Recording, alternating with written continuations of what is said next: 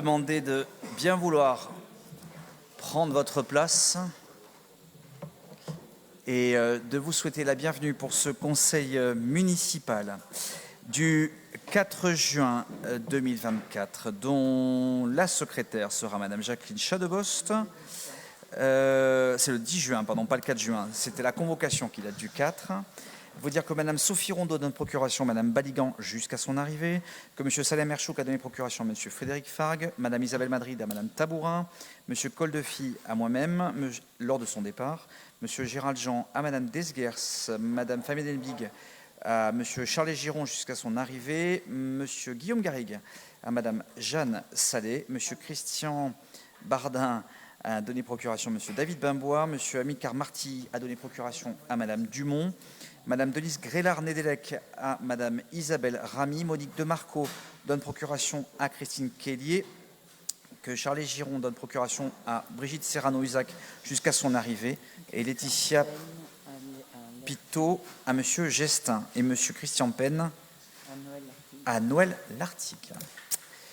Je voudrais tout d'abord vous remercier toutes celles et tous ceux qui ont été mobilisés et en votre nom remercier l'ensemble des services municipaux qui ont assuré des conditions de scrutin hier malgré la très forte nombre de listes, ce qui est toujours beaucoup plus compliqué, donc dans des opérations de scrutin qui se sont tout particulièrement bien déroulées. Il y a eu pas mal de choses au niveau des procurations, donc on a fait remonter auprès de la préfecture un certain nombre de gens qui avaient fait des procurations mais dont les délais n'avaient pas forcément été tenus. Donc on a dû faire beaucoup d'opérations d'ajustement, mais j'ai tenu à remercier Monsieur le Directeur Général des Services pour l'ensemble des services mobilisés jusqu'à hier, à peu près 22 heures, pour clore les opérations de vote.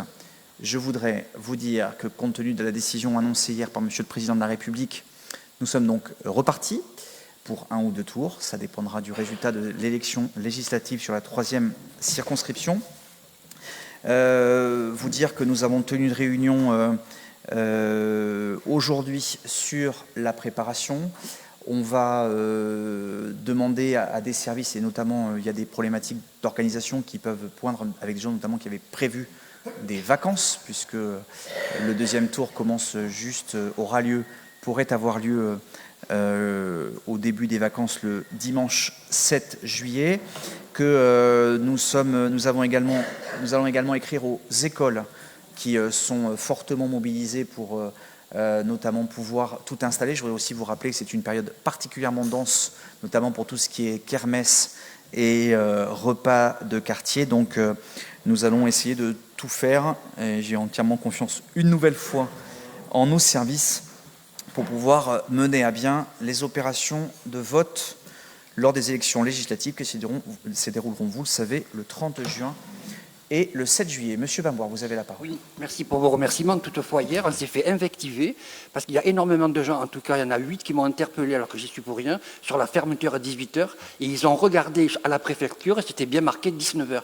Alors, n'ayant pas, moi j'ai dit, écoutez, c'est une décision municipale, voilà, mais bon, est-ce que vous avez quelques infos quand même? Parce que franchement, les citoyens n'étaient pas au courant. Alors, compte tenu de la longueur du scrutin et en général du nombre de personnes, il avait été décidé effectivement d'avancer la fermeture des votes à 18h. On est effectivement sur une dizaine de cas sur Talence, sur un peu plus de 10 000 votants, donc on est sur une toute petite... toutes les communications sur le site de la ville avaient été faites. La préfecture, sur un certain nombre de ce support, avait prévenu que Talence fermait à 18h. Il n'en demeure pas moins qu'il y a des personnes qui sont allées sur des événements sur lesquels, effectivement, l'horaire n'était pas tout à fait celle qui a été appliquée. C'est la raison pour laquelle, de manière à ce que ça soit très clair, j'ai redemandé ce jour au préfet un retour à 19h pour la fermeture des votes lors des élections législatives et de revenir ainsi comme l'ensemble des autres villes qui nous jouxtent, puisque grosso modo les villes de la première couronne sont à peu près toutes à 19h et la deuxième couronne à 18h. Madame Maudium. Oui, dans mon bureau de vote aussi, j'ai eu pas mal de demandes à 18h passées pour voter, mais on a dû les refuser. La question, c'est pourquoi Talence était à 18h et toutes les autres communes d'à peu près la même strate dans la métropole sont à 19h. Il ne s'agit pas d'une commune de même strate, ce sont des éléments. La loi prévoit la fermeture du bureau à 18h. Ça, c'est le code électoral, 8h, 18h, mais des facilités pour les communes qui le demandent à 19h et à 20h. Ce qui s'est passé sur les élections, d'abord, jusqu'à présent, le nombre de personnes qui votaient entre 18h et 19h était particulièrement faible. Encore une fois, je vous le dis, on est sur une dizaine, quinzaine de cas pour l'ensemble. Je vous dis, c'est des statistiques. Oui, les éléments, voilà, il y en a qui n'en ont pas eu.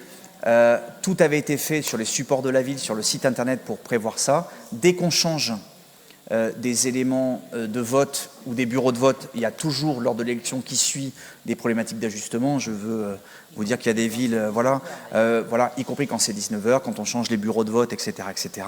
Donc, la ville a fait son travail de communication. La préfecture l'avait fait aussi, mais apparemment, il y avait certains supports qui avaient été reproduits, puisque ça avait été toujours 19h.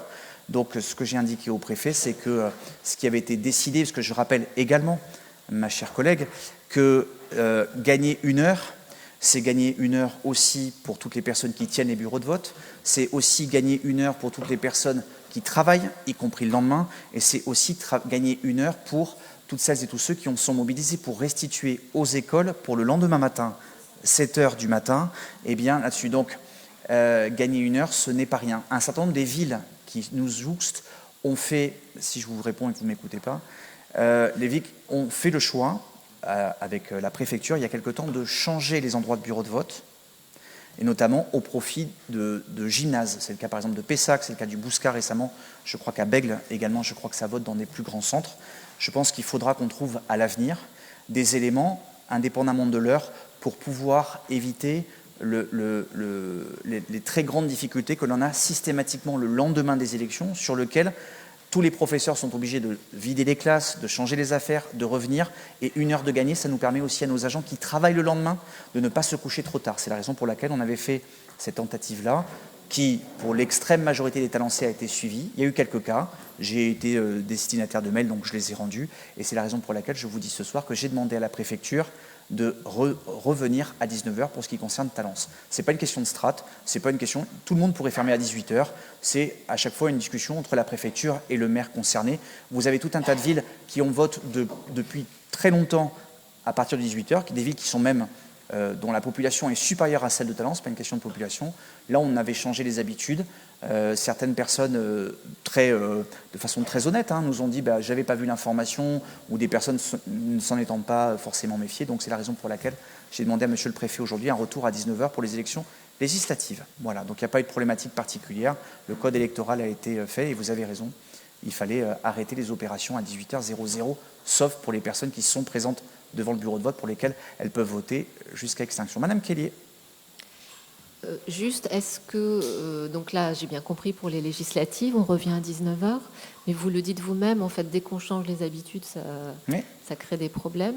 Est-ce qu'il pourrait être décidé une fois pour toutes que Talence, ce sera toujours 19h et...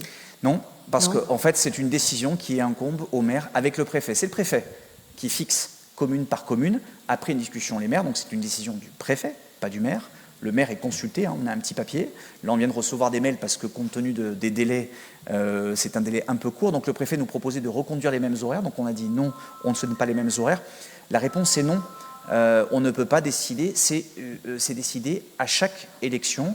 Vous vous rappelez, si je vous ai donné tout à l'heure l'exemple du Bouscat, qui a fermé pendant de très nombreuses années à 20h parce que la circonscription du Bouscat, ça avait été le cas de Talence, était avec Bordeaux, qui, lui, ferme à 20h. Donc on disait, pour éviter d'avoir des potentiels, des votes qui seraient dépouillés avant, etc. Donc, grosso modo, moi je pense que la meilleure des solutions, c'est Bordeaux qui garde 20h parce que c'est la ville-centre, parce qu'il y a beaucoup que la première couronne garde à 19h et après le reste à 18h, mais ça restera la décision des maires avec le préfet. Donc voilà, et donc il y a l'élection législative, on va avoir l'occasion de corriger ça. Je pense que ce changement d'habitude, là, gagner 1 heure, à mon avis, on n'aura pas grand monde entre 18h et 19h, mais dans ce sens-là, il ne risque pas d'y avoir de problème. Je voudrais aussi vous dire qu'il y a des gens, j'ai eu des présidents de vote qui m'ont parlé, des gens qui sont arrivés à 19h30 également pour voter.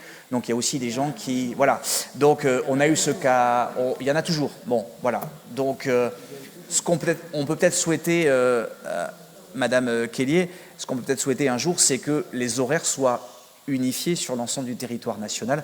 Je voudrais vous rappeler qu'il y a quelques années, pour les élections européennes, il y avait été décidé de fermer les bureaux à 22h, de manière à ce que l'ensemble de l'Europe vote à la même heure. Voilà.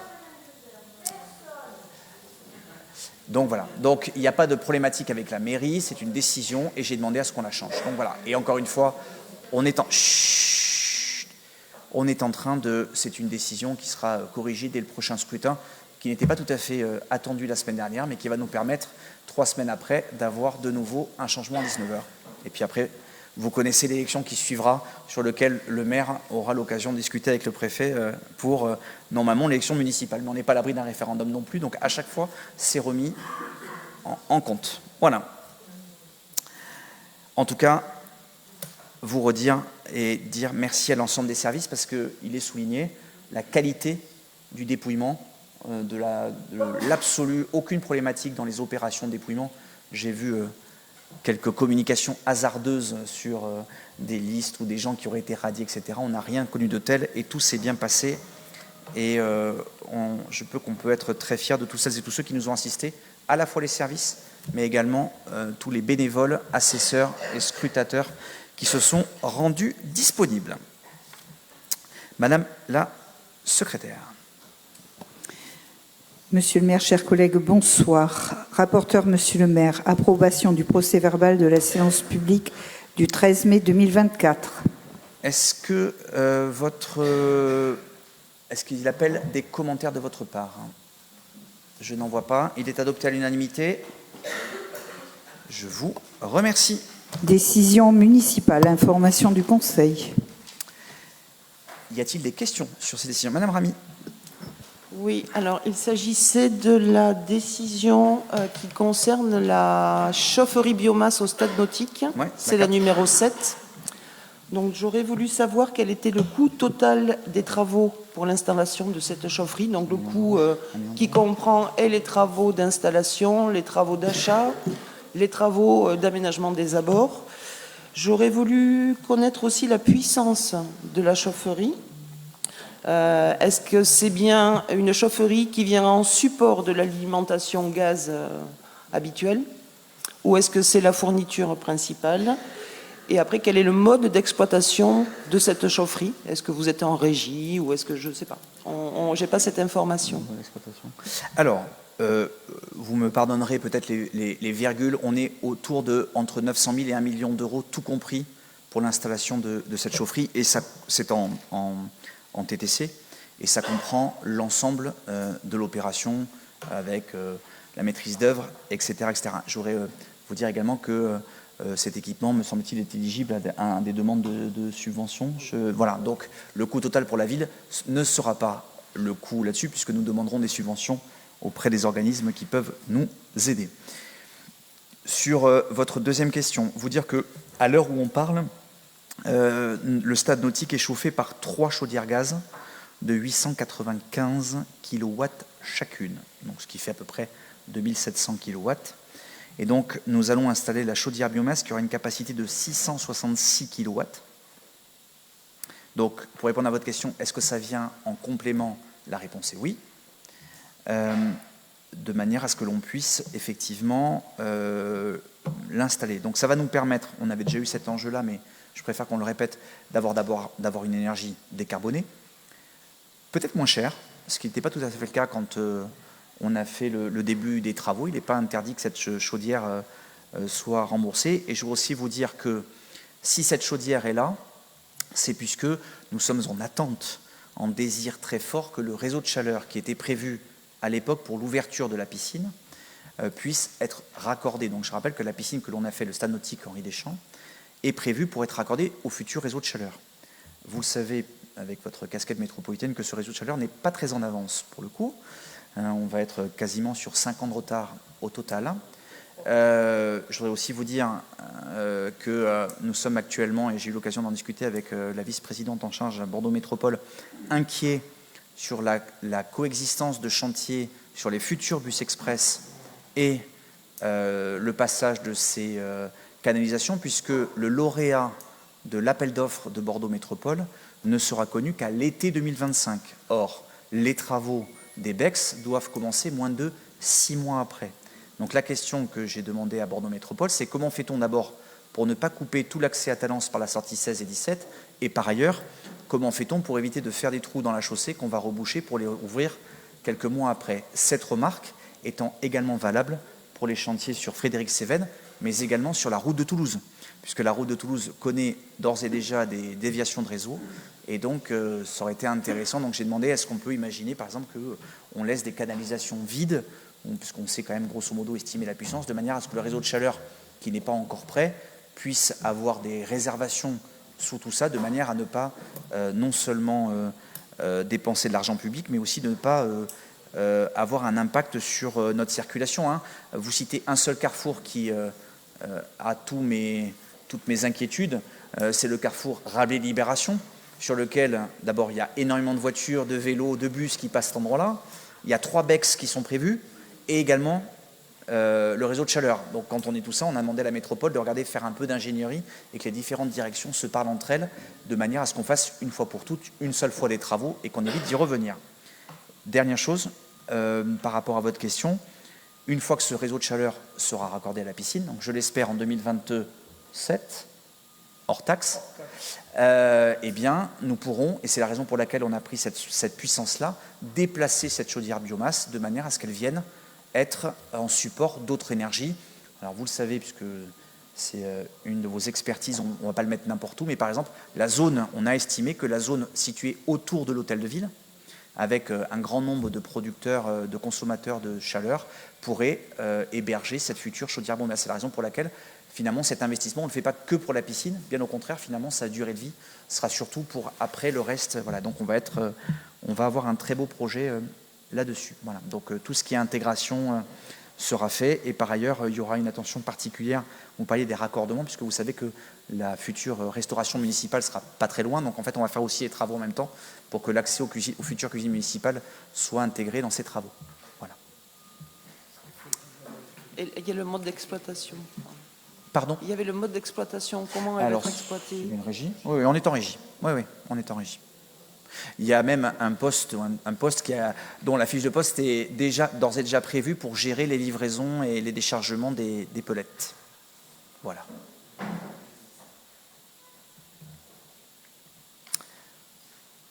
On a surtout fait attention à l'intégration de ce futur équipement, puisqu'on est à proximité du bois. Mais voilà, ce n'était pas si simple que ça. Mais en tout cas, on a ce beau projet. Voilà. Je vous en prie. D'autres questions ? Je n'en vois pas. Rapporteur, Madame Salé, adjointe déléguée à l'éducation. Convention tripartite de partage de données avec la Caisse d'allocation familiale de la Gironde et Bordeaux Métropole. Monsieur le maire, mes chers collègues, il s'agit ici d'une convention tripartite, donc de partage avec la Caisse d'allocation familiale de la Gironde et de Bordeaux Métropole. Cette convention a pour but de faciliter la vie des usagers, et les données de la CAF seront communiquées pour les services de l'enfance, pour les services de la petite enfance et les prestations de services uniques. Donc, je vous demande de bien vouloir autoriser Monsieur le maire à signer cette convention. Y a-t-il des questions, Madame Ramy ? Oui, j'ai regardé la convention de partage, et à l'article, c'est l'article 9, nécessité et limitation du traitement.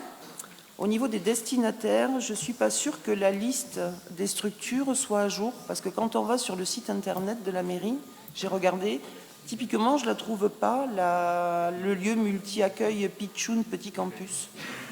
Le lieu de... Alors, est-ce que c'est à jour ou pas ? Non. Non, alors, vous savez, vous avez raison, Isabelle, c'était la crèche qui a pris l'eau. Ouais. Et donc, effectivement, ça n'existe pas. Oui, voilà. J'ai vu la plume de pan non plus, je ne l'ai pas vue. Donc, il faudrait peut-être mettre à jour. Quoi. Oui. Plume de pan. Plume de pan, par contre, là, ça me parle moins. Écoutez, je propose, on va regarder ça. Merci d'avoir eu un œil attentif. Deux. Plume de pan, en l'occurrence, ce n'est même pas un nom qui m'a jamais parlé à Talence, pour être honnête avec vous. Donc, Monsieur Bamboire. C'est surtout... Vas-y. Oui, merci Monsieur le maire, chers collègues. Moi, je m'abstiendrai, alors pas parce que j'aurais prétention à m'opposer à une telle nécessité, ou ce qui apparaît comme nécessité, mais parce que ça me donnera l'occasion de faire un rappel de fond concernant les échanges de données, la détention des données, la multiplication des fichiers et leur croisement pour aller vite. tout le monde sait ce qu'il en est de la sécurisation, entre guillemets, qu'on nous promet à chaque fois la main sur le cœur, et chacun sait ce qu'il en est de la réalité. Récemment, la CAF a perdu des données, s'est fait voler des données pour 40 millions d'utilisateurs ou de prestataires.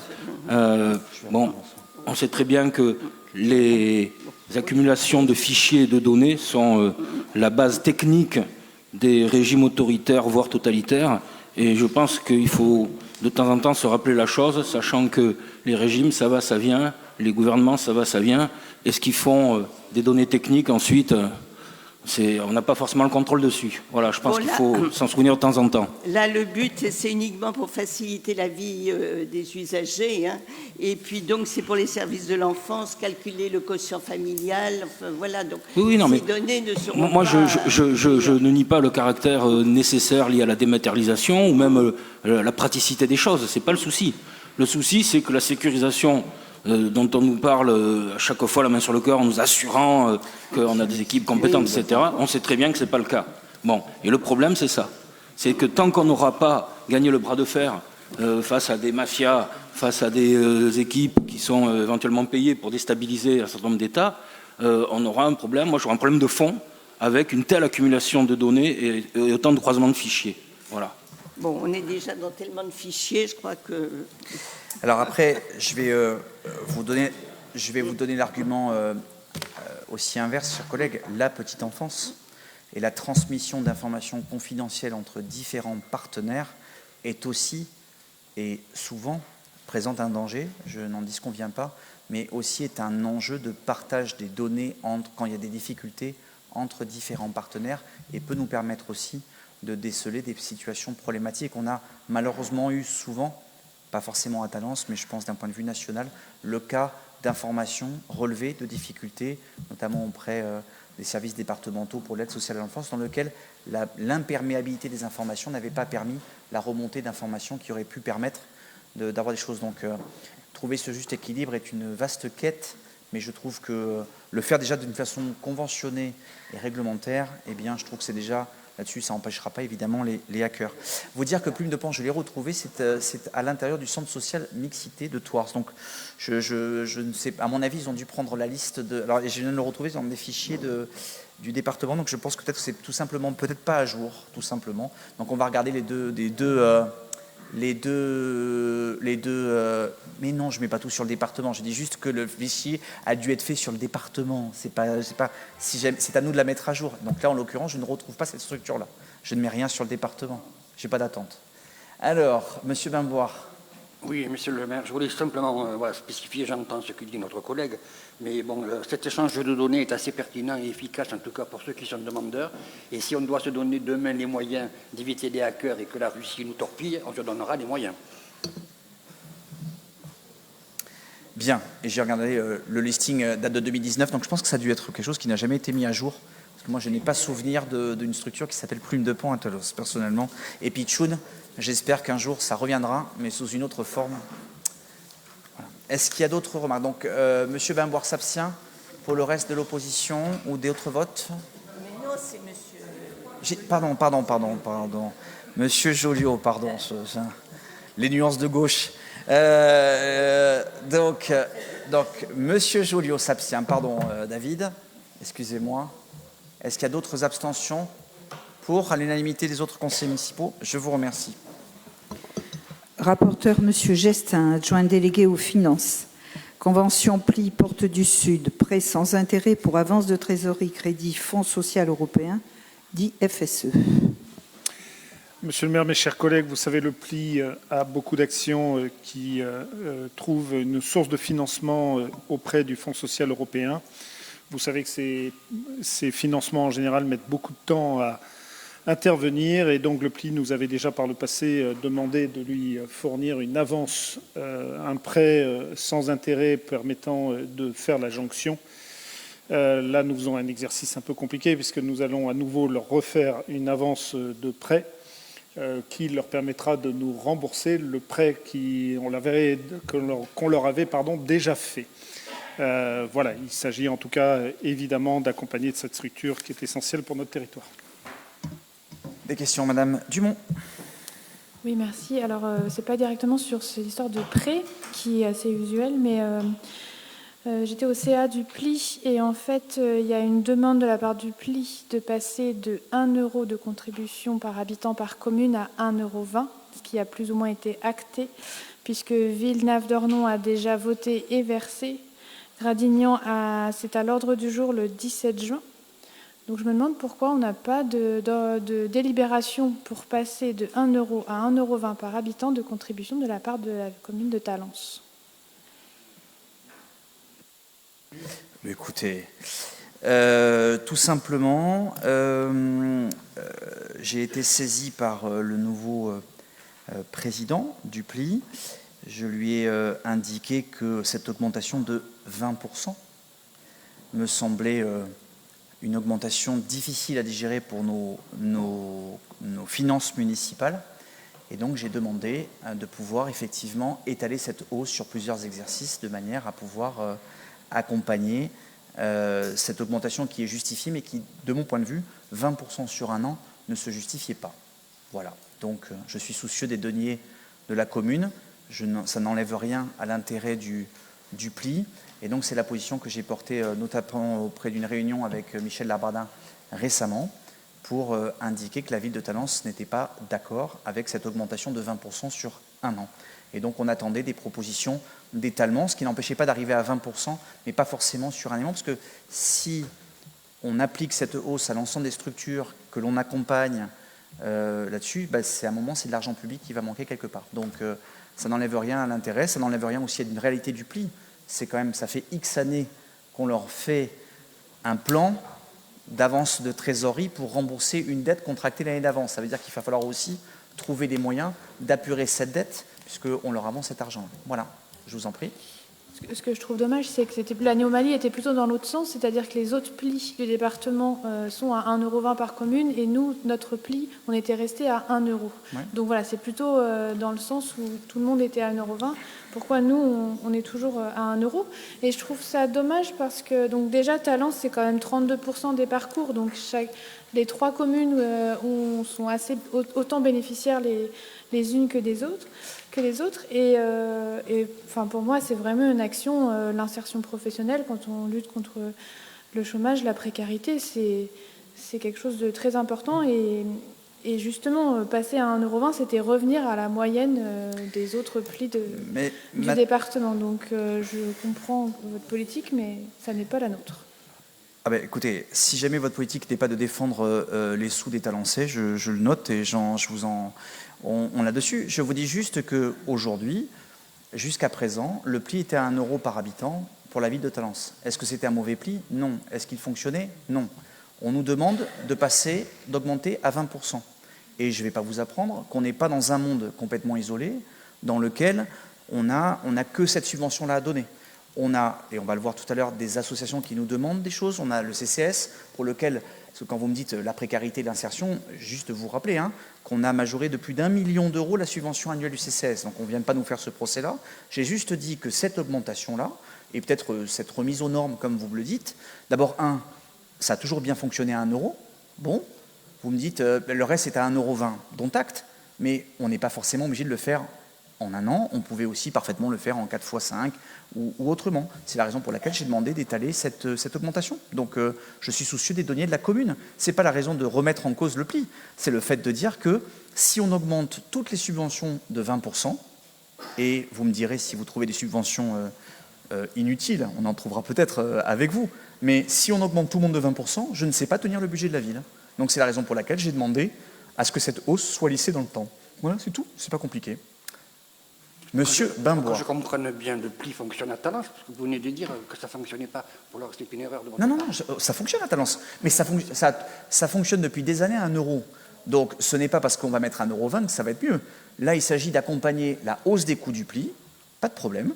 Et c'est la raison pour laquelle on a juste demandé, avec Jacqueline et maintenant avec Charlie Giron, qui veut prendre la parole, c'est de pouvoir lisser cette hausse, parce que vous avez le droit effectivement de défendre les intérêts du PLI ou du département, mais c'est de l'argent des Talencais.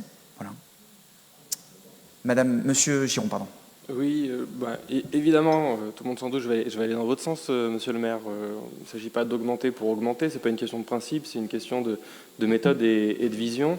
On est en train de travailler depuis quelques semaines au sujet de l'emploi sur la ville de Talence, le PLUI étant un partenaire comme la mission locale. Et dans ce travail-là, on mène une réflexion sur la manière d'avancer ensemble avec nos partenaires. Ça fait aussi partie du sujet et de la volonté de lisser l'augmentation qui a été demandée par le PLI. Par ailleurs, pour votre réflexion, la ville de Pessac s'est montrée intéressée, pourquoi pas un jour, par rejoindre le PLI, ce PLI-là, puisque voilà, on a eu un échange avec les maires concernés. Donc il sera peut-être à ce moment-là le temps venu pour peut-être rediscuter des modalités de répartition, etc. Il ne s'agit en aucun cas de remettre le PLI. Nous avons reçu et nous échangeons très régulièrement avec eux, simplement de dire que si on augmente toutes les subventions de 20%, on ne peut pas tenir un budget. Voilà, sauf augmenter les impôts. Monsieur Joliot. Oui, moi, la question que j'avais, c'était de savoir s'il y avait un compromis possible, par exemple, de décider plus ou moins, en attendant par exemple la participation de Pessac, une augmentation sur 3 ans, 4 ans, enfin, se donner une visibilité. C'est exactement ce que j'ai demandé. Voilà. Donc il n'est pas... Oh, j'ai dit que je consentais parfaitement à ce qu'on aille vers 1,20 €, mais pas d'augmenter de 20%. C'est une question de légitimité. Enfin, je veux dire, toutes les structures aujourd'hui frappent à la porte de la mairie pour dire « nous n'avons pas d'argent, nous n'avons plus d'argent ». Et donc, voilà. Oui, les associations nous disent nous n'avons plus d'argent. Oui, Madame Rami. Oui. Non, pas Talence, non. Talence n'en a pas beaucoup, mais suffisamment pour voter un budget sans augmenter les impôts. Madame de Marco. Écoutez, vos arguments ne nous convainquent pas du tout, parce que 20 centimes par habitant, alors que les autres communes qui participent au PLI l'ont déjà acté. Non. Et nous aussi, si, ils ont acté d'après nos renseignements. Et nous, non. Vous dites c'est de l'argent public qui va manquer quelque part. Monsieur le maire, c'est quand même l'ordre de 8 000 €, si je comprends bien. Cet argent public qui va manquer quelque part, 8 000 €, on va certainement les trouver. Donc je trouve regrettable que cet effort de la ville 20 centimes par habitant, on ne puisse pas l'anticiper et le faire dès maintenant. Mais, parce que c'est comme... Oui, non, Madame la sénatrice, attendez, laissez-moi vous répondre. Il n'est pas question de remettre en cause le fait de converger vers 1,20 €. La question est le rythme auquel nous arrivons à 1,20 €. Vous me dites, c'est 8 000 €. Vous avez raison. C'est la raison pour laquelle, évidemment, 8 000 € sur une ville qui gère 100 millions d'euros, on va les trouver. Mais si nous appliquions, pour des raisons aussi pertinentes que le PLI, pour des missions tout aussi respectables que le PLI, cette augmentation de 20%, je vous dis que nous ne tiendrions pas les engagements budgétaires qui sont les nôtres. Je vais vous citer un exemple. Denise Grélard-Nélec n'est pas là pour représenter l'opposition. Nous avons des très grosses difficultés dans les équilibres des crèches. Nous allons devoir verser des subventions complémentaires d'équilibre à ces crèches. Nous avons, je vous l'ai dit, et vous l'avez à l'époque salué, je pense qu'on peut trouver une forme de convergence, mis plus d'1 million d'euros par an dans le CCAS. À un moment ou un autre, il s'agit d'un équilibre et de dire à tout le monde qu'il n'y a pas de problème pour aller à €20. Vous avez peut-être raison, c'était peut-être une incongruité d'être 1 € là où les autres étaient 1,20 €, mais qu'il y a un chemin. Ça s'appelle un compromis. Et je trouve que dans le compromis, il y a toujours des choses bonnes à trouver. Voilà. Maintenant, si il existait encore la réserve parlementaire, je vous l'aurais demandé à tous les deux, mais malheureusement, elle n'existe plus. Voilà. Donc c'est une question d'équité de traitement. On va tout à l'heure voter pour quelque chose de tout à fait autre chose, une subvention complémentaire à une association sportive, l'UST Athlétisme, qui a des difficultés de trésorerie. Voilà. Et quand on dit on fait ça avec l'UST Athlétisme, voilà, on le fait. Donc c'est ni la miscrinerie ni la radinerie, simplement le fait de trouver. Et les maires de Gradignan et les autres sont parfaitement au courant de cette problématique-là, et donc on va trouver une solution. Il n'y a pas de problème. Voilà. Monsieur le maire, je peux... Oui, vas-y Jacqueline, pardon. Je voudrais juste rajouter un complément d'information par rapport au PLI, puisque j'avais précédé Charles Giron à la vice-présidence du PLI, préciser quand même que le PLI a la difficulté de se faire payer par le FSE, dans les fonds sociaux européens, en temps et en heure pour les actions qu'ils font pour les chômeurs. Ce qui veut dire que les fonds FSFE arrivent en paiement du travail fait par le PLI 2 ans après. C'est la raison pour laquelle les communes, les 3 communes donc, du PLI Porte du Sud sont sollicitées pour faire une avance financière. Ceci dit, il faut quand même rappeler que sur certaines communes, il y a beaucoup plus de chômeurs longue durée, très longue durée, qui sont suivis. À Talence, c'est un petit peu moins d'une centaine de personnes. C'est la raison pour laquelle on avait déjà discuté et échangé avec les autres communes pour dire que, à certains moments, on se posait réellement la question de l'accompagnement identique pour chacun, parce que, c'est au niveau de Talence, il n'y a pas les mêmes sollicitations qu'au niveau de certaines autres communes. Voilà. Pardon d'avoir pris la parole. Il n'y a pas de problème. Donc ce n'est ni mesquinerie ni une radinerie, simplement le fait de poser des questions d'un équilibre vis-à-vis de toutes les autres structures que nous aidons. Voilà. Donc Monsieur Charles Giron, aujourd'hui titulaire de la délégation, doit trouver une négociation. Nul doute qu'on va y arriver dans les prochains jours de manière à ce qu'on puisse se conformer à tout cela. D'autres questions? Je n'en vois pas. Je vous écoute pour les votes. Pour, à l'unanimité, je vous remercie. Rapporteur François Gestin.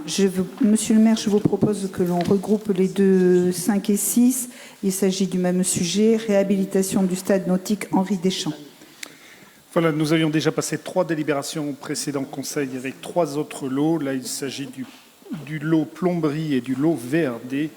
Je vous propose donc de passer ces mémoires en réclamation qui ont fait l'objet, comme je vous l'avais dit le mois dernier, de très nombreuses négociations.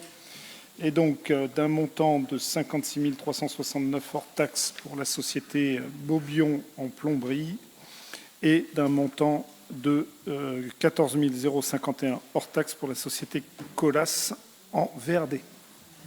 Y a-t-il des questions sur ces 2 avenants? Madame Ramy.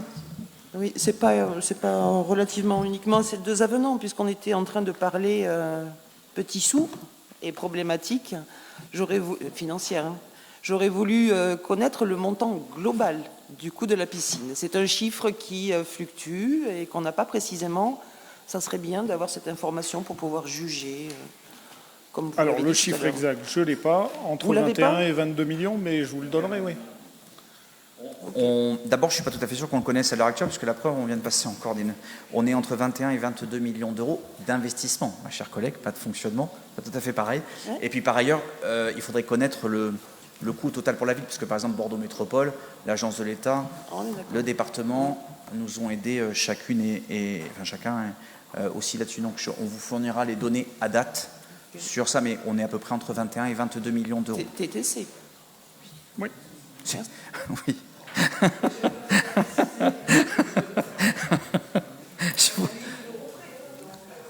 Alors, ma chère collègue, si vous confondez investissement et fonctionnement, je vais m'inquiéter. C'est pas la même chose. Vous les confondez pas. Ce sont 2 choses complètement différentes. Je voudrais juste vous dire que bien nous en a pris, en l'occurrence c'est mon prédécesseur qui l'avait fait, de faire les travaux de la piscine au moment où ils ont été lancés, parce que sinon je pense que ce même équipement nous aurait coûté quelque peu plus cher avec les crises que nous avons traversées depuis. Je pense quelques millions d'euros supplémentaires. Donc voilà, et c'est resté très raisonnable en comparaison d'autres équipements. Si par exemple vous prenez l'équipement de Mérignac, qui par exemple a coûté beaucoup plus cher. Monsieur le maire, mon oreillette me souffle que nous avons dépassé les 22, donc je préciserai le chiffre clairement. Mais elle n'a pas écouté. C'est pas grave. On vient de dépasser les 22 millions d'euros. Je disais qu'on est. Donc je vous donnerai les chiffres précis, mais on est au-delà des 22 là. Alors, les votes, s'il vous plaît. Alors, ça sera une PPV pour nous. D'accord. Madame Kellier. Monsieur Joliot. Pareil. Pas d'autres. Tout le monde pour l'unanimité. Je vous remercie. 5 et 6, hein, Isabelle, 5 et 6. Pour les 2 délibérations. Non, mais je vous le fais préciser. Nous passons au numéro 7. Rapporteur Monsieur Giron, adjoint délégué à l'emploi, à l'insertion professionnelle, à l'économie sociale et solidaire. Question 7. Création d'un incubateur et coworking au pavillon du Square Fellman.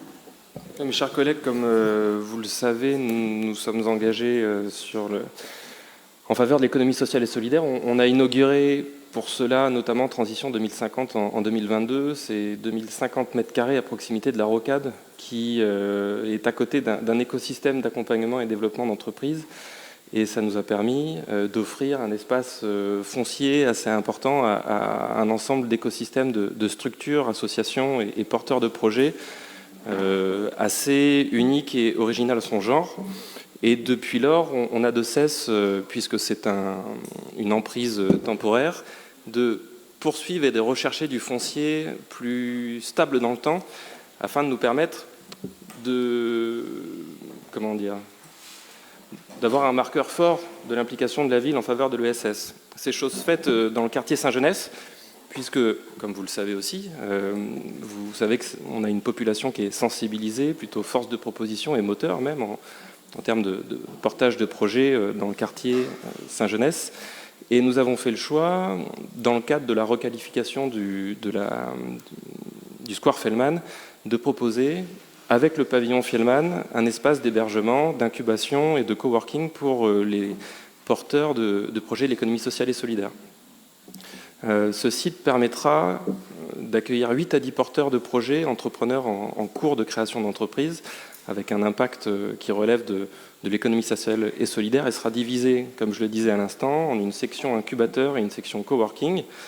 La structure sera exploitée sous forme de régie municipale, rattachée au service ESS de la ville, et les candidats devront se faire connaître auprès d'un comité d'agrément qui leur autorisera l'entrée dans la structure et qui permettra leur accompagnement. Nous avons identifié des partenaires pour cela, dont certains sont bien connus de la mairie, le CREDER, l'ADI, Talence Innovation Sud Développement, et avec l'ensemble de ces partenaires, mais aussi des porteurs de projets, nous avons fait le choix de faire, au-delà du pavillon, mais du Square Fellman, un des marqueurs ESS de Talence et, si la métropole le souhaite, de la métropole, en proposant la fête de l'ESS.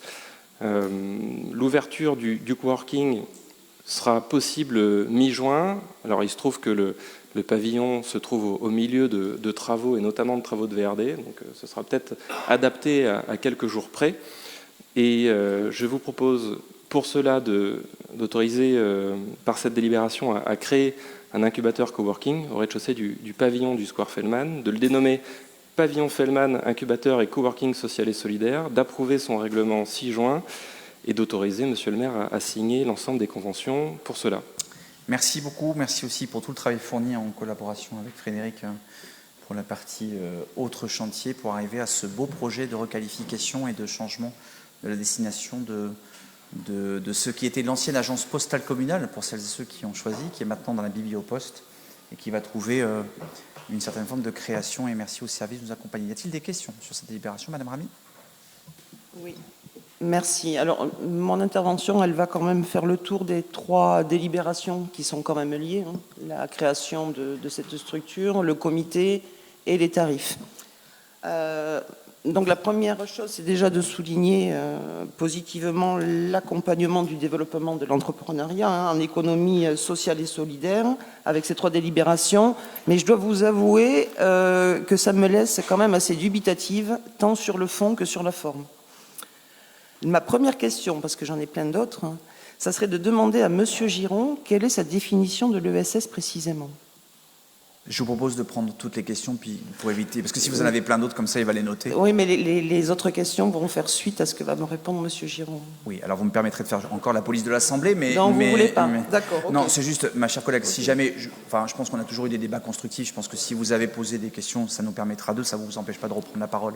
C'est dommage, parce que cette première question, elle posait le postulat de votre projet.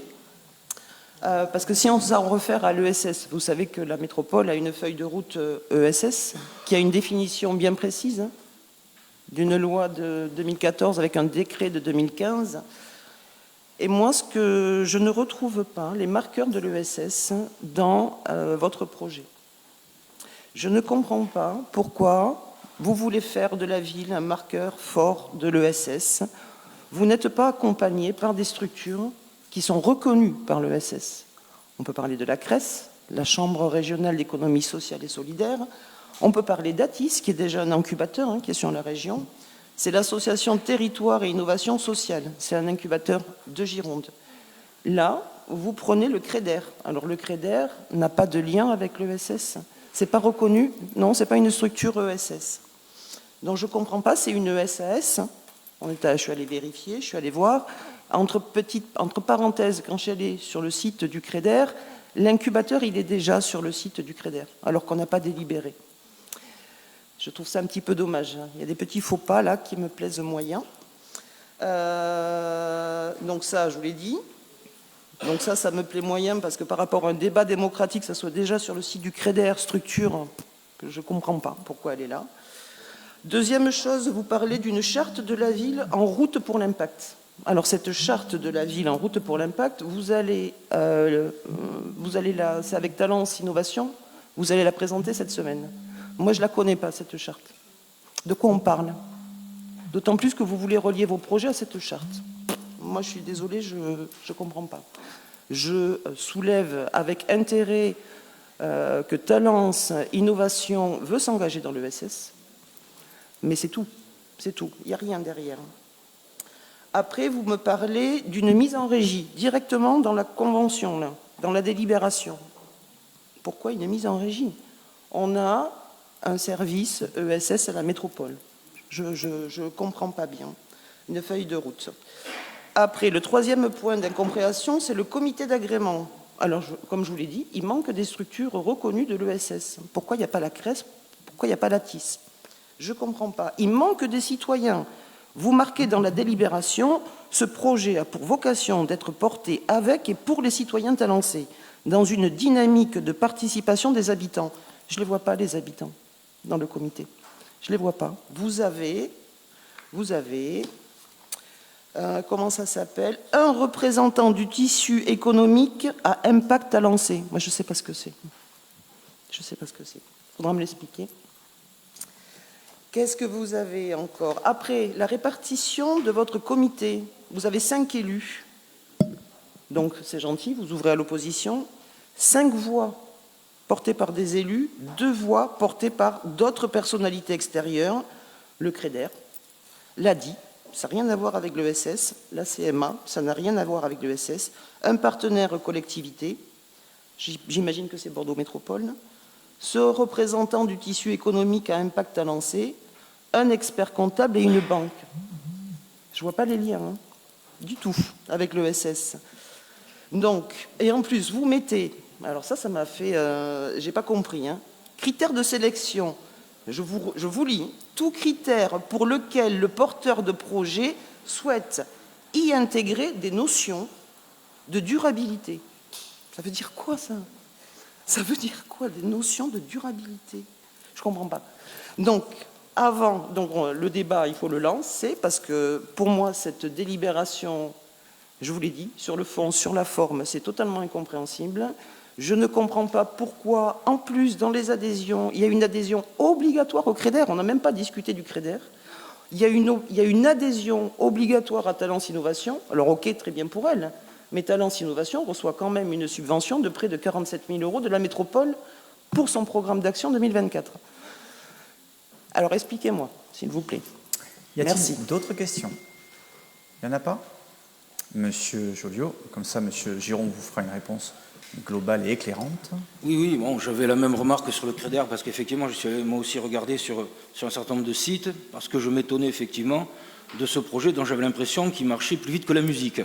Je trouvais qu'un certain nombre de choses auraient dû être discutées en amont, en tout cas une certaine information, une certaine communication aurait dû être faite, ça n'a pas été le cas. Après, sur l'utilisation de l'espace du Square Feldman, peut-être qu'un débat plus large aurait pu avoir lieu, parce que je trouve que c'est un espace qui n'est pas si grand que ça. Et donc, je pense qu'il faut être capable d'avoir peut-être une réflexion en amont concernant l'utilisation de cet espace dans les quartiers nord. Après, moi, j'ai un problème personnel avec le mot coworking que je déteste. Moi, je suis pour parler français en France. Vous me parlez d'espace partagé, d'espace collaboratif, on sera d'accord. Co-travail, co-travail, c'est le terme. Ce mot, si vous voulez, pour moi, il relève d'une certaine idéologie néolibérale et il cherche à s'imposer comme tel, à travers un certain nombre de process. La résistance, c'est aussi d'utiliser des mots qui veulent dire quelque chose. Même si c'est la même signification, ils veulent dire quelque chose de différent. Donc je pense qu'on peut aussi choisir nos mots, ce qui permet aussi à un moment donné de se démarquer de certaines dynamiques qui ne sont pas forcément celles qu'on va partager. Alors après, bon, moi, je n'ai pas envie de pinailler sur l'utilité ou pas de ces choses-là. Si on estime que ça peut servir, faisons quelque chose, essayons de le faire bien. Moi, je ferai simplement une petite remarque parce que je me suis intéressé à la question pour d'autres raisons. Et j'ai noté, notamment sur Bordeaux, qu'un certain nombre d'espaces partagés, privés, fermés les uns après les autres. Donc j'en déduis que ce n'est pas quelque chose de rentable. Donc je peux comprendre qu'il y ait une substitution par la puissance publique, ou en tout cas qu'il y ait des subventionnements qui permettent à des incubateurs ou des espaces de travail partagés de se mettre en place. Mais je pense qu'il faut être très, comment dire, on ne va pas être sourcilleux, mais disons qu'il faut être très attentif à la charte qu'on met en place et à qui on accueille. Parce que j'ai déjà eu l'occasion de le dire, derrière le mot ESS, des fois il y a un peu tout et son contraire. Et donc je pense que si effectivement on a des chartes comme garantie et qui permettent de baliser le sentier, ça ira mieux. Et c'est pour ça que je partage beaucoup ce qu'a dit Isabelle concernant le fait qu'on a été peut-être un peu trop vite sur certains aspects des choses. Parfait. Merci. Merci. Monsieur Giron. Je vais répondre sur coworking.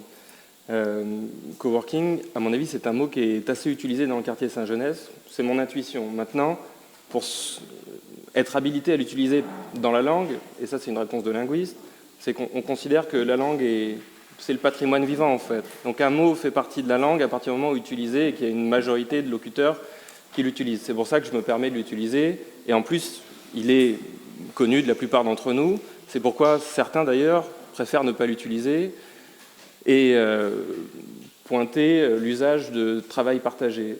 Et moi, il a fallu qu'on me l'explique la première fois, et c'était il y a plus récemment que coworking. Bref, ça c'est sur la partie linguistique de votre remarque, et c'est dans le Robert, me souffle-t-on.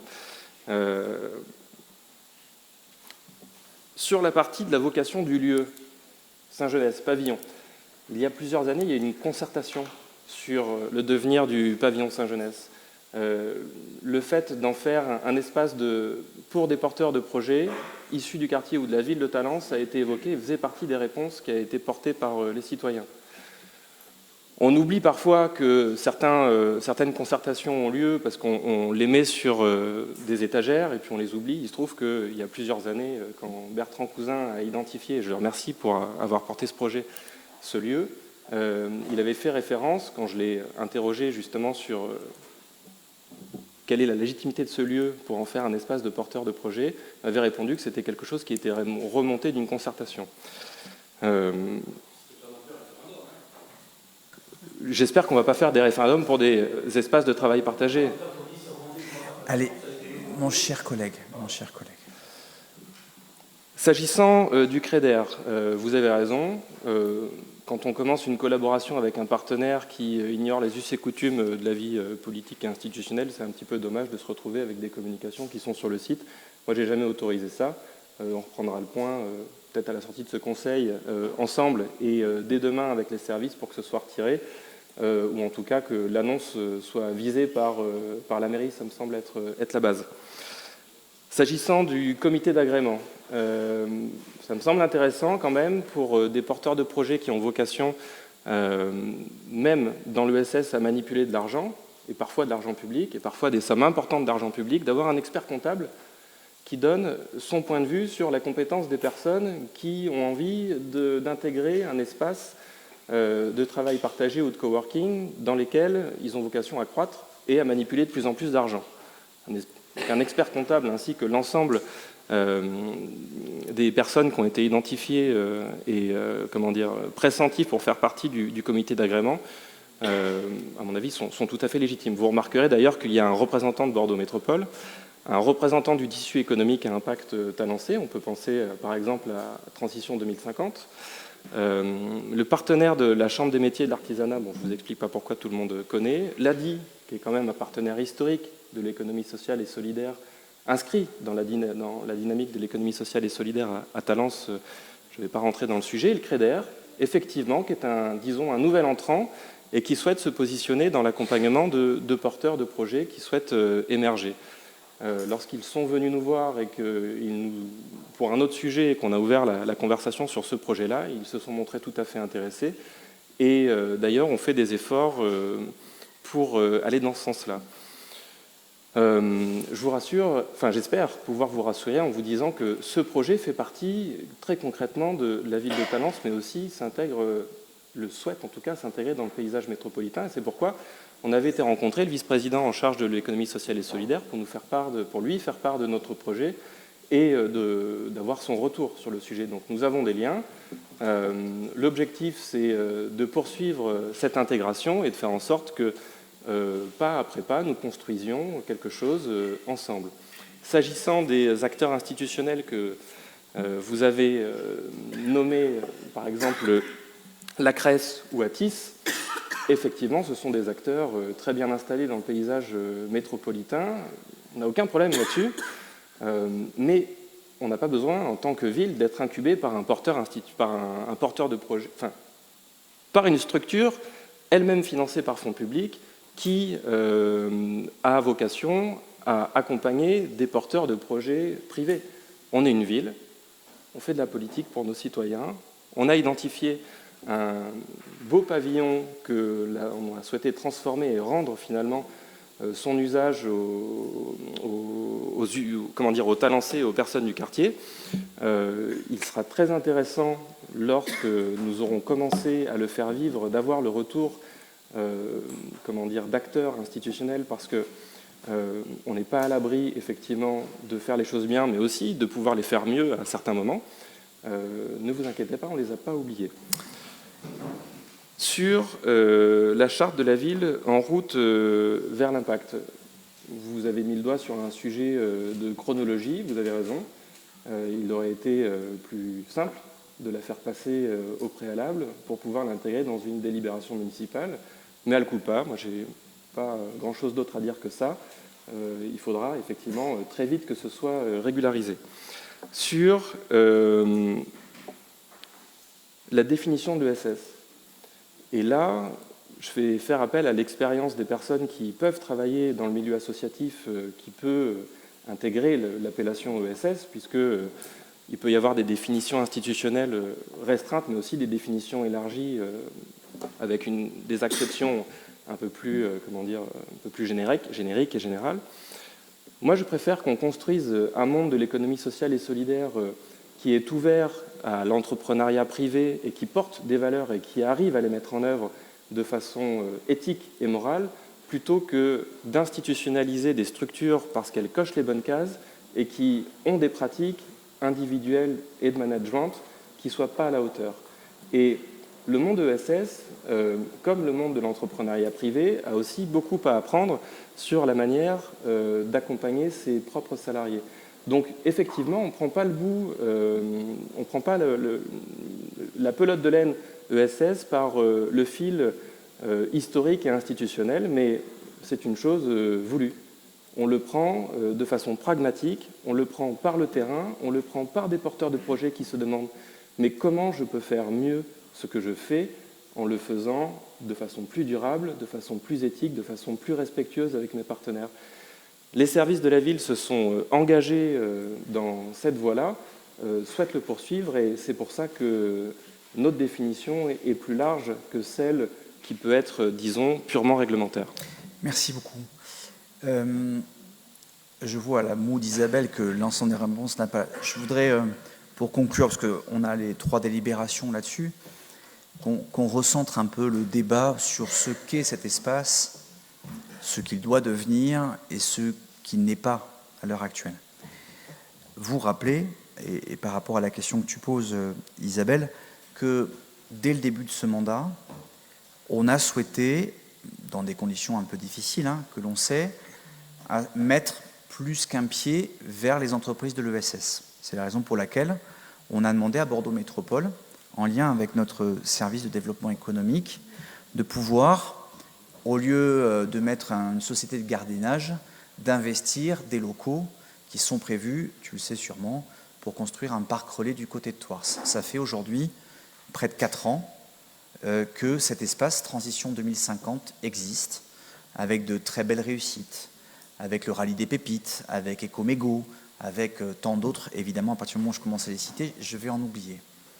On a avancé sur cette voie-là, et dans le cadre de la concertation qui a été menée par Chantal Chabat, par Jacqueline Chadebost et maintenant avec Frédéric Fabre-Tabourin, l'avenir du pavillon Fellman était posé. Ce pavillon, il a une grande difficulté, il n'est pas accessible, notamment aux personnes en situation de mobilité, sauf à des travaux qui difficulteraient. Donc, il a fallu trouver un usage que l'on a trouvé avec les habitants, qui consistait à dire, et je pense que vraiment, enfin, pour te rassurer, ça ne va pas plus loin que cela, qu'on essaierait de trouver pour les entreprises de l'ESS un stade entre travailler chez soi, avec tout le reste et tout le recul que l'on a aujourd'hui, et tout ce qui est pépinière, qui s'adresse déjà à des entreprises formées, plus mûres. C'est la raison pour laquelle on a fait cet incubateur. Est-ce que la délibération est parfaite? Non. On va avancer. On a trouvé, je trouve, quelque chose qui colle bien à l'aspiration des habitants. Je rappelle qu'on nous avait proposé également une buvette pour les parents d'élèves, que nous avions dû refuser. On a trouvé aussi un élément qui va permettre d'amener de l'économie en proximité. Est-ce qu'on aurait pu choisir d'autres acteurs? Est-ce qu'on aurait pu faire mieux? Peut-être. J'ai juste envie de vous demander qu'on avance ensemble. C'est la raison pour laquelle on vous a fait une place, ce n'est pas simplement qu'institutionnel, pour se dire il y a quelque chose à créer, il y a une bonne volonté partagée. Par rapport à l'observation de Xavier, que je trouve pertinente, il y aura aussi au niveau de la métropole et au niveau des villes à se poser la question de cette économie qui est très largement subventionnée, à un moment ou à un autre, comment on arrive à la faire voler de ses propres ailes, et peut-être que les règlements, peut-être que la façon de voir l'intérieur évolueront dans la suite. À l'heure actuelle, on se dit qu'on tient là quelque chose qui peut fonctionner, qui va peut-être pas fonctionner, on ne sait pas. Je serais juste en désaccord avec un de tes propos.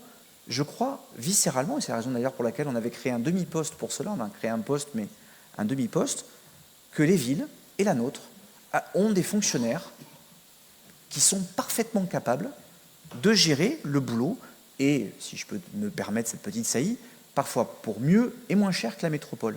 On est là sur une toute petite structure qui n'a pas besoin d'être mutualisée ou d'être mise en commun avec Bordeaux Métropole.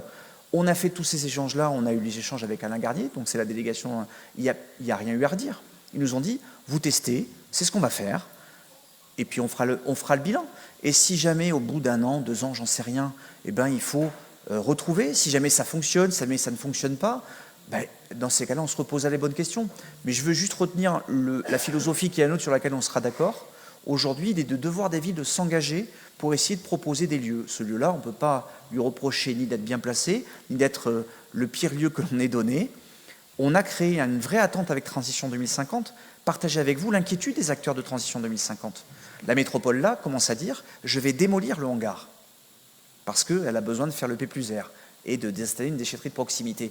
On a créé une attente, mais les locaux sont voués à disparaître. C'est comme ça.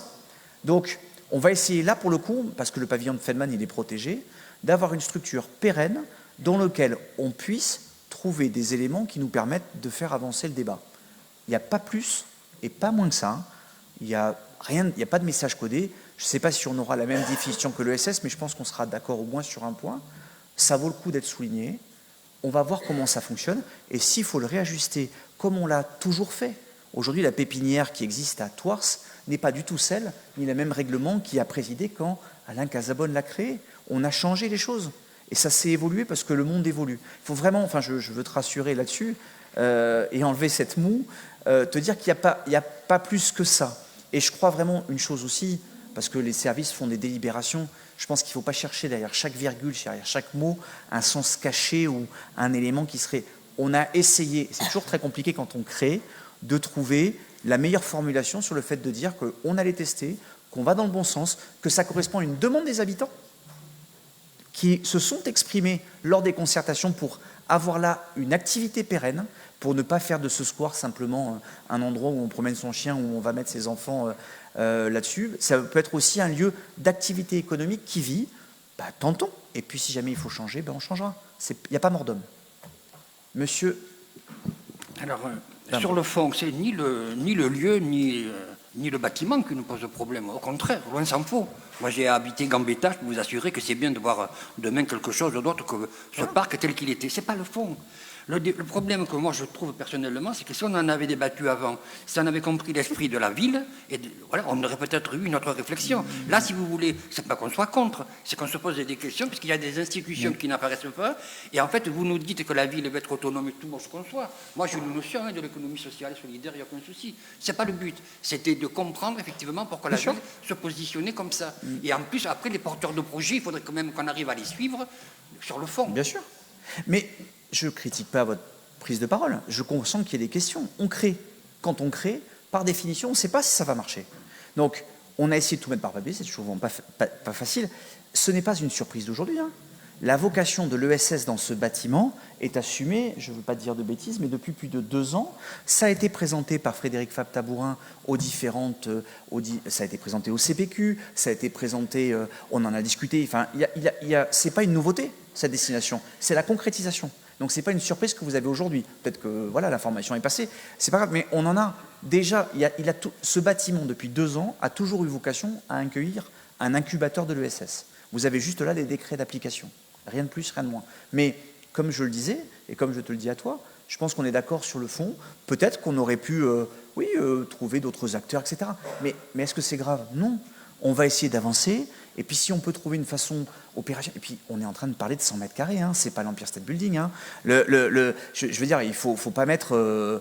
voilà, c'est quand même un élément sur lequel on va essayer. Et puis je pense qu'on met une première pierre là-dedans. Et peut-être qu'on va créer un autre écosystème. Peut-être qu'on se dira peut-être qu'il faudra d'autres lieux. Je trouve que c'est intéressant d'avoir c'est un peu ces lieux, un peu ressources, un peu laboratoire, dans lequel on teste. Et puis on ne peut qu'être surpris par le succès. Monsieur le sénateur, et cette espèce de co-travail, donc. Oui, juste 2 mots, c'est mon côté ronchon, ça, dire à notre ami Joly combien je partage ses propos, parce que cette utilisation du franglais m'agace toujours. Il faut savoir qu'il y avait une convention internationale depuis des années, lorsque un pays invente une technologie ou un médicament, on prend effectivement le nom du pays qui invente. Alors là, je ne sais pas si les Américains ont invité avant nous le coworking ou le travail partagé, mais quand je vois la télévision en live, j'éteins la télévision, je préfère voir en direct. Voilà, ça m'insupporte. Donc j'étais assez d'accord, chers collègues, avec cette remarque. Alors, Madame Rami, puis après je vous propose de conclure le débat. Mais je voudrais quand même répondre. Bien sûr, mais il n'y a pas de problème.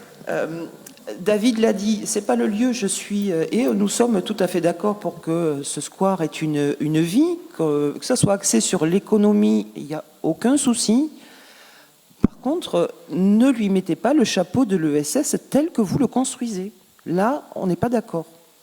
On n'est pas d'accord. Vous n'avez pas les bonnes structures pour les accompagner. Vous partez sur de l'entrepreneuriat normal ou à impact. Alors, je viens d'apprendre qu'il y a des entreprises à impact. Je n'ai pas eu le temps de comprendre ce que c'est. Vous ne nous l'avez pas expliqué. Mais apparemment, vous partez plus vers ça.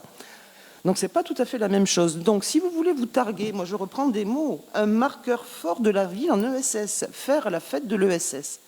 Ce n'est pas avec ce projet que vous allez faire un marqueur. J'aurai le droit de répondre après. Non, mais allez-y. Voilà. Alors, je vais tout balancer. C'est pas normal que je n'ai pas le droit de répondre quand même. Donc, voilà, c'est le principe même. Moi, je vous fais une proposition. Là, on va débattre à moitié, puisque je ne pourrai pas répondre, de toute façon.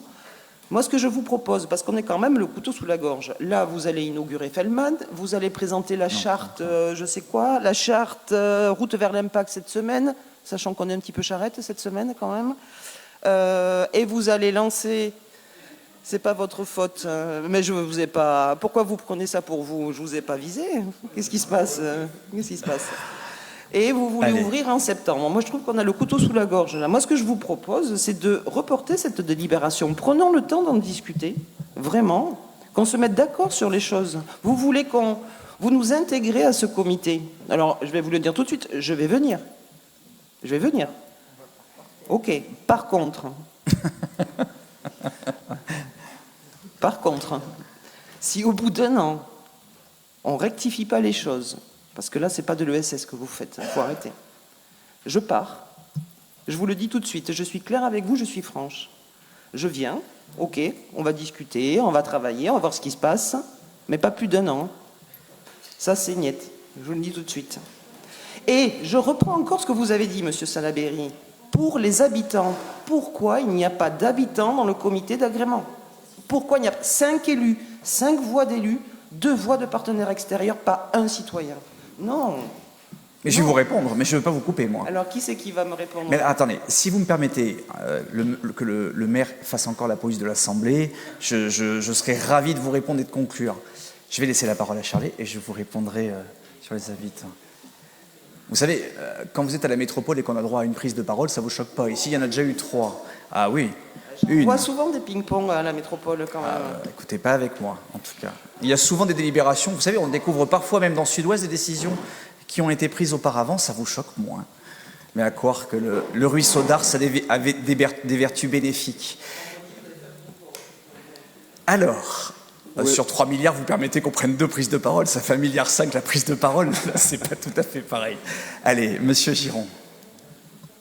Moi, je me réjouis d'avance, en fait, parce qu'on va pouvoir effectivement travailler ensemble, peut-être pouvoir même élargir la vocation du comité d'agrément au sens strict, et avoir des échanges aussi constructifs qu'on a pu les avoir lorsqu'on avait, par exemple, le groupe santé, où, lors d'un travail en chambre, on se passe des estrades d'un conseil municipal pour s'envoyer des mots ou des règlements et ou parler de couteau sous la gorge. Donc ne conditionne pas ton départ au bout d'un an, parce que si l'on vient et qu'on conditionne, on instrumentalise.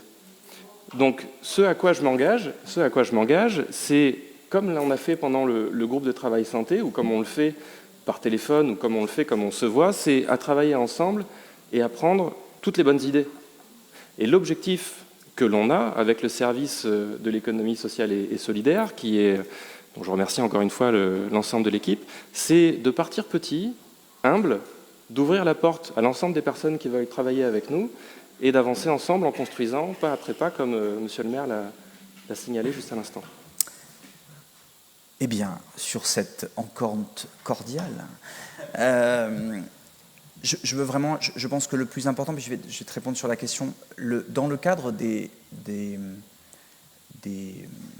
l'ensemble des jurys d'admission pour, par exemple, je prends l'exemple de toutes celles et tous ceux qui sont au château de Thouars, il n'y a pas d'habitants. Voilà, dans le cadre de l'espace que l'on a sur la Pépinière, il n'y a pas d'habitants. On a voulu pour 4 à 6 bureaux, encore une fois, en avançant, ne pas forcément venir mobiliser des gens, parce qu'un habitant, est-ce qu'il est compétent en la matière, est-ce qu'il saura, etc., etc. On peut sûrement trouver des personnes, mais on s'est dit qu'on allait démarrer comme ça. Est-ce que demain, ça ne veut pas dire qu'on ne pourra pas intégrer des habitants comme on l'a déjà fait changer les choses? Moi, je veux donner un autre exemple, le groupe de participation citoyenne sous l'égide de Sophie Rondeau. Vous avez fait évoluer les règles du budget participatif, vous avez fait... Et voilà, on a travaillé ensemble, donc il n'y a pas de couteau sous la gorge. Non. C'est pas comme ça que j'envisage la politique, et je pense qu'un peu de modération et de pondération fait du bien à la vie politique, et je pense que nous serons d'accord avec ça, ma chère collègue. Je vous donne rendez-vous, et puis si jamais on peut trouver des modalités sur lesquelles on remet sur les rails plus rapidement, en revanche, ma chère collègue, si dans un an vous êtes plus que satisfaite, je serai ravi avec vous de nous accueillir sur un pot là-bas, et nous dirons que nous avons bien fait de trouver des éléments de concorde au mois de juin 2024. Et je fais confiance à votre intégrité pour reconnaître le fait que nous allions dans la bonne direction. Je vais vous proposer de voter. Je vais vous proposer donc 7, 8 et 9, en sachant que je vous propose donc de voter donc la création avec le règlement d'intervention, de nous proposer un nom pour l'opposition, mais je crois que c'est Isabelle qui était donc là-dessus, et les tarifs du numéro 9. Alors, tu veux dire? Ah, pardon. Donc, pour la... 7. C'est quoi? La création. La création, nous ne prenons pas part au vote. D'accord. Donc, vous allez être représentant d'une instance sur laquelle vous ne prenez pas part au vote. Ah oui, et je vais même faire mieux. Voilà. Sur la 8, je ne prends pas part au vote non plus. Très bien. Alors, est-ce que c'est valable pour l'ensemble... Alors, je ne regarde pas le groupe de Mme Kelly, parce que je vais regarder. Donc, c'est valable pour l'ensemble des personnes en sans transition. Madame Kelly, votre vote est pareil? Oui, pareil pour Madame de Marco et pour moi-même. Oui, mais vous avez la procuration. Monsieur Joliot. Très bien. Et pour à l'unanimité, Madame Bonneron. Pour les 3? Pour les 3. Alors attendez, pour la 9, j'ai pas dit le vote. Non. Alors pour le 9, le vote il est contre. D'accord. Alors attendez. 7, 8. C'est NPPV, la 9 c'est le contre. Alors le 8, vous donnez votre nom? Oui. Et vous ne participez pas au vote? Exactement. Très bien, c'est parfait. Nous sommes ouverts d'esprit. Non mais je ne suis pas... Sur la 9, on demande aux porteurs de projets d'être systématiquement adhérents à Talence Innovation et Développement, mais on peut nous expliquer pourquoi? Pour faire partie de l'écosystème Talencé, et que TISD, je rappelle que TISD ce n'est pas que Talence, il y a Vinap Dormont, il y a aussi Gradignan, si je ne dis pas de bêtises. Donc en fait c'est pour aussi intégrer les acteurs de l'ESS aux différentes instances qui sont déjà sur Talence. Et TISD, Madame Ramy le rappelait tout à l'heure à juste titre, est aidée aussi par Bordeaux Métropole comme une agence de développement économique pour le sud de l'agglomération. Donc, le groupe Talence sans transition donc, vote, ne participe pas au vote au 7, au 8, malgré la haute présence de Madame Ramy, vote contre la 9. Monsieur Joliot, comme ça on va être très clair, sinon les services. NPPV pour les 3 vous abstenez sur les 3. Madame Kelly. Donc pour la 7 et la 8, j'ai dit. Non, alors attendez, 7 et 8, donc NPPV. pour Madame de Marco et pour moi-même, c'est pareil, NPPV. Pour la 9. Donc c'est contre pour Madame de Marco. Oui. Et contre également parce que je ne suis pas d'accord sur l'adhésion au CREDER. Oui, très bien, aussi. Parfait. Et Madame Bonneron? Prenez le micro. Prenez le micro, s'il vous plaît. Tout simplement parce que je sais ce qu'est un incubateur, je connais parfaitement le système de l'ESS aussi et la façon dont ça fonctionne. Et je ne peux pas, dans l'état, la façon dont vous avez présenté les choses, je ne peux absolument pas voter pour, dans la mesure où on n'a pas d'éléments clairs, où on a l'impression qu'il y a une ambition, certes peut-être bonne, mais il faut quand même employer des termes corrects quand on parle d'incubateur et quand on parle de pépinière et d'équipe. Il faut connaître le fonctionnement, et je le connais parfaitement, évidemment, pour différentes raisons. Donc, moi, j'aurais été assez favorable à ce que, effectivement, cette délibération soit reportée. Très bien. Et votre vote sur les 3 délibérations, s'il vous plaît? 7, 8, 9? Oui, je m'en moque. Ben non, vous ne vous en moquez pas, j'ai besoin d'entendre votre vote. Bon. Quel est votre vote? J'en ai besoin. Vous ne participez pas au vote? Pour les 3? Oui. Parfait. Merci beaucoup. L'ensemble des autres conseils municipaux. Et pour, je vous remercie. Rapporteur, Madame Thomas-Pitot, je vous propose de regrouper les délibérations de 10 à 18, Monsieur le maire, si c'est possible. Oui.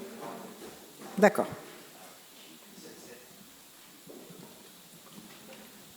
Bonsoir à tous, mes chers collègues, Monsieur le maire. Alors, on va commencer par la première délibération. Il s'agit d'une reconduction d'un poste de chargé de mission pour la cellule de coordination et de projet. Afin de renforcer les compétences de l'équipe, nous avions, le 7 juin 2021, autorisé la création d'un poste de chargé de mission ayant notamment des compétences juridiques. Nous vous proposons de renouveler cet engagement pour une période d'1 an. Délibération suivante. Nous sommes ici sur un recrutement d'un chef de service en transition écologique et sociale au sein du poste d'aménagement urbain et durable. Il s'agit ici de faire suite à un départ à la retraite de l'agent titulaire de ce poste. Et donc, je vous propose de recruter un agent fonctionnaire ou contractuel pour répondre aux besoins de notre collectivité en catégorie A. Délibération suivante, nous sommes ici sur un recrutement d'un directeur ou d'une directrice du stade nautique Henri Deschamps. Il s'agit ici de faire suite à une mobilité interne d'un agent titulaire du poste jusqu'à présent. Et donc, je vous propose de recruter ce poste sur une catégorie A, voilà, fonctionnaire ou contractuel, les fonctionnaires étant prioritaires. Délibération suivante, nous sommes sur le recrutement d'un régisseur au sein de l'école de musique et de danse municipale. Il s'agit ici de faire suite à un départ au sein de l'école de musique. Je vous propose de proposer ce poste en catégorie C. Délibération suivante, nous sommes également sur un recrutement, cette fois-ci d'enseignement et de discipline artistique, également à l'école municipale de musique et de danse. Il faut faire suite à un départ à la retraite de l'agent jusqu'à présent titulaire du poste. Je vous propose d'ouvrir ce poste en catégorie B. Délibération suivante. On est encore sur un recrutement de chef de poste de la police municipale. C'est pour faire suite également à un départ à la retraite de l'agent titulaire du poste actuel. Je vous propose d'ouvrir ce poste en catégorie B. Là, nous sommes, délibération suivante, nous sommes pas sur un remplacement, mais plutôt sur une création d'un poste de policier municipal. Il s'agit ici d'un nouveau besoin. Dans le cadre du plan de prévention de sécurité présenté en 2021, il avait été décidé de renforcer l'équipe de nuit et d'assurer des vacations sur 2 cycles horaires. La collectivité doit en ce sens recruter un policier municipal pour répondre à ce besoin. Je vous propose de recruter cet agent sur un grade de catégorie C, correspondant au métier de policier municipaux. La délibération suivante, nous ne sommes pas sur une création de poste, mais une reconduction d'un poste de gestionnaire de recrutement au sein du service des ressources humaines. L'agent occupait effectivement des fonctions d'assistante administrative avant d'être recruté au sein du service des ressources humaines. Le conseil municipal, en mai 2023, avait validé la reconduction d'un agent contractuel occupant ce poste et il vous est proposé aujourd'hui de reconduire ce poste pour une durée de 3 ans avec un changement de catégorie de C en B. Et enfin, et j'en terminerai par cette délibération, il s'agit de créer au niveau du tableau des effectifs pour renforcer l'équipe de nuit et assurer la vacation des 2 horaires. Je vous l'ai présenté juste avant, de créer le poste de gardien brigadier au sein de la police municipale. Voilà, je vous remercie. Avec la 18, donc on termine par la 18 peut-être sur, oui c'est ça, c'est celle-là. Merci beaucoup. Y a-t-il des questions sur ces 8 délibérations? Je n'en vois pas. Y a-t-il des votes autres que pour, à l'unanimité pour tout le monde? Je vous remercie. Merci Laetitia.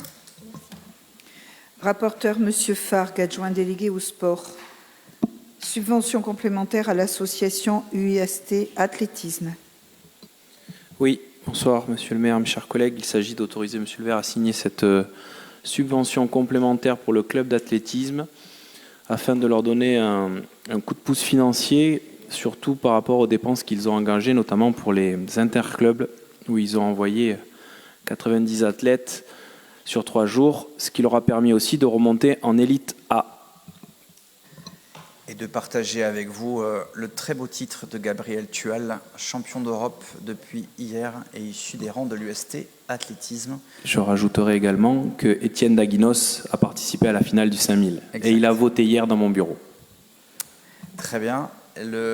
Et de rappeler aussi, je voulais partager avec vous que ces athlètes, pourtant des athlètes de taille internationale, prennent toujours du temps pour venir, notamment auprès des élus du conseil municipal des enfants, sont toujours disponibles pour les événements de la ville, ce qui prouve qu'on peut être un athlète de niveau mondial et garder les pieds sur terre et se souvenir de celles et ceux qui ont été là. Voilà.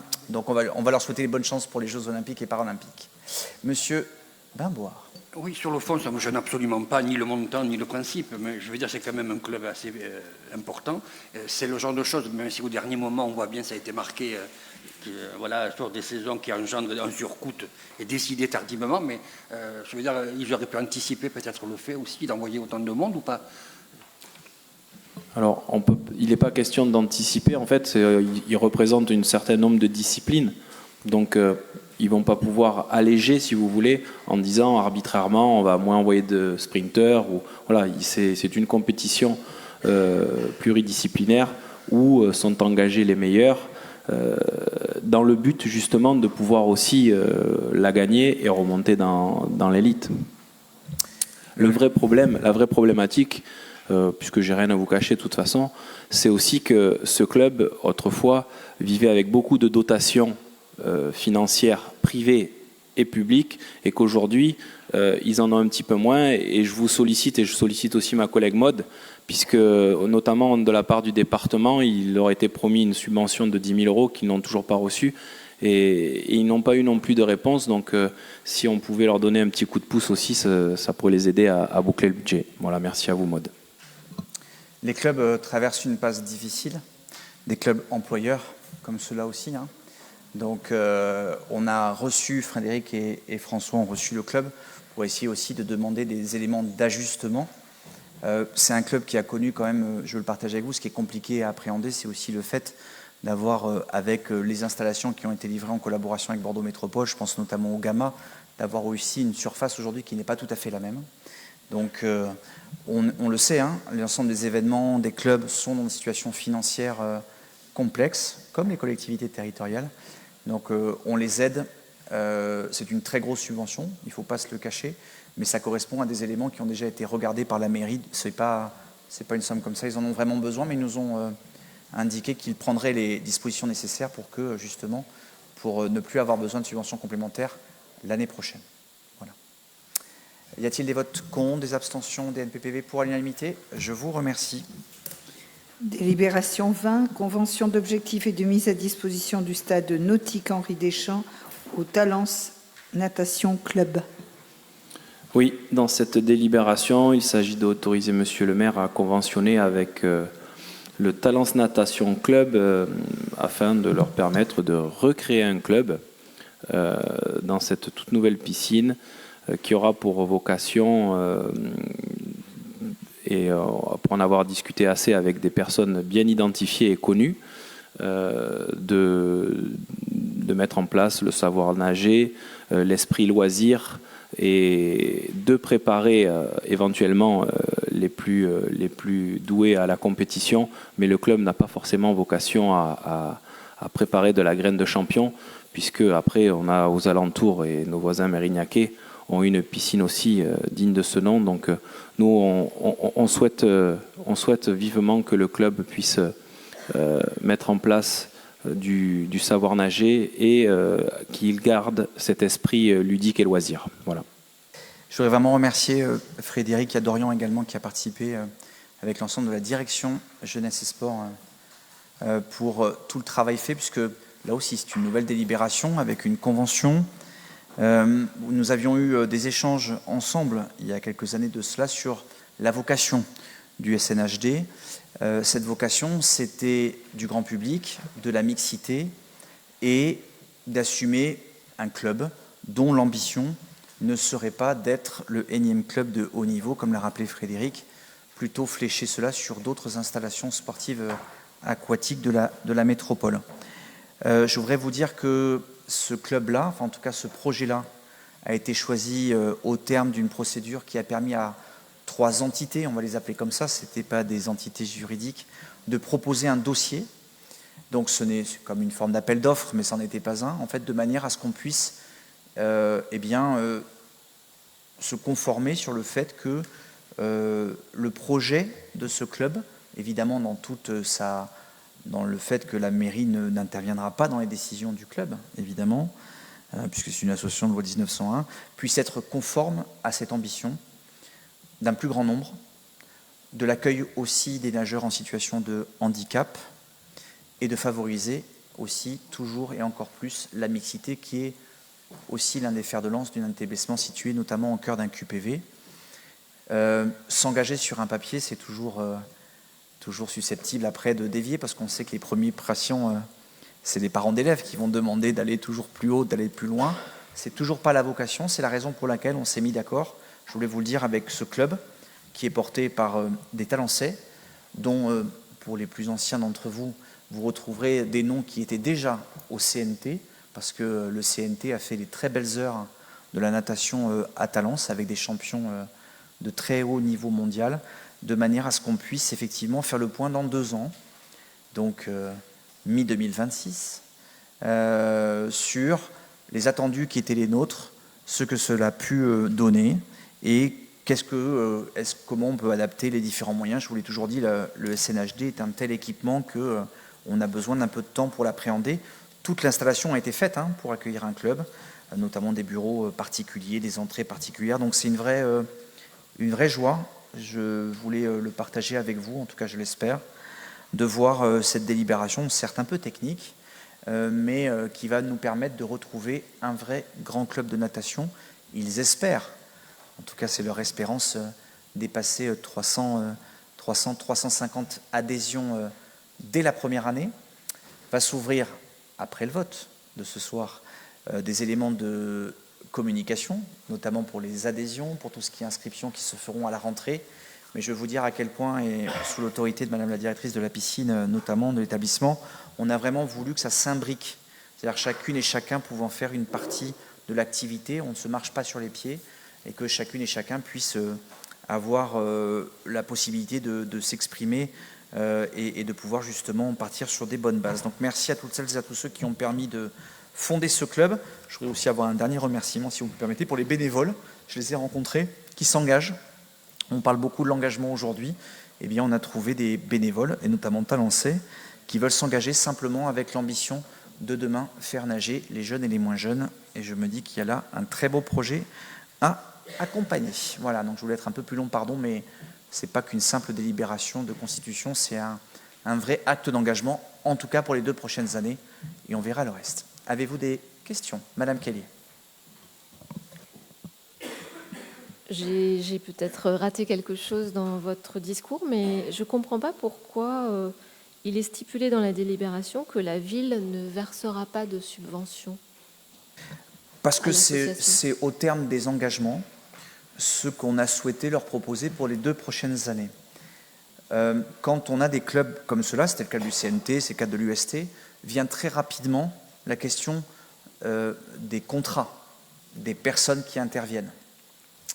Donc on leur a demandé, et c'était un choix, de pouvoir travailler sur 2 années sans subvention, c'est-à-dire de trouver un modèle qui permettrait, sans argent public dans les 2 premières années, de ne pas forcément, ça ne veut pas dire que ça sera ad vitam aeternam comme ça, ça veut dire et c'était leur souhait, en fait, c'est pas nous qui avons dit c'est 0, ils nous ont dit il n'y a pas de problème, comme ça ils vont trouver un équilibre financier pour payer les intervenants sur la base des cotisations qui rentreront, j'espère un peu d'aide aussi de la FFN, mais c'est pas interdit, de manière à ce qu'on puisse se donner pendant les 2 ans. Et puis après, si jamais ce club croît, si jamais on a besoin de les aider, il ne sera pas fait interdiction de les aider. Voilà, donc c'était leur souhait. Voilà, donc, et vous savez que si jamais on nous demande 0 de subvention, nous ne pouvons que nous y soumettre à grand regret. Mais voilà, je rappelle, la subvention du CNT était relativement importante. Cette subvention elle a été redistribuée aux autres associations sportives. Donc on leur a dit que dans les 2 prochaines années, il n'y en aurait pas. Donc on va faire comme ça. Voilà. Donc ça permet aussi de cadrer un peu la masse salariale. Puisque quand le CNT ou quand un club a des difficultés, c'est peut-être des chiffres, mais surtout des salariés qui sont derrière. On l'a vu avec d'autres sections sportives, on a eu l'occasion d'en parler avec la gym, avec le badminton, avec d'autres qui ont connu des moments difficiles. Et donc là, évidemment, on fait appel à la puissance publique, mais on ne peut pas être derrière. Voilà, c'est la raison pour laquelle on a fait ça. Et donc, je ne l'avais pas dit dans mon discours. Pardon de ne l'avoir pas précisé, mais c'est peut-être pas le plus important ce soir. Je voulais vraiment qu'on partage ensemble la philosophie de ce club. C'est le plus grand nombre. Voilà. Et le savoir nager. Je vous rappelle que la noyade est encore une des principales causes de mortalité chez les plus jeunes dans notre pays. Il y a là une action de service public à conduire avec ce qui est fait aussi par l'ensemble de nos équipes à la piscine. D'autres questions? Parfait. Y a-t-il des votes contre, des abstentions, des LPPV pour l'unanimité? Eh bien, écoutez, ce conseil qui promettait d'être court a été court. Je ne peux pas vous garantir que la prochaine le soit tout autant. Je vais donc vous randonner, pas du tout, je vais vous donner rendez-vous, pour notre dernier conseil avant la trêve estivale, le lendemain du deuxième tour des élections législatives. C'est le lundi 8 juillet 2024 à 18h. D'ici là, je vous remercie. La séance est levée. Bonne soirée à tous celles et à tous ceux qui nous sont suivis en direct ou en différé.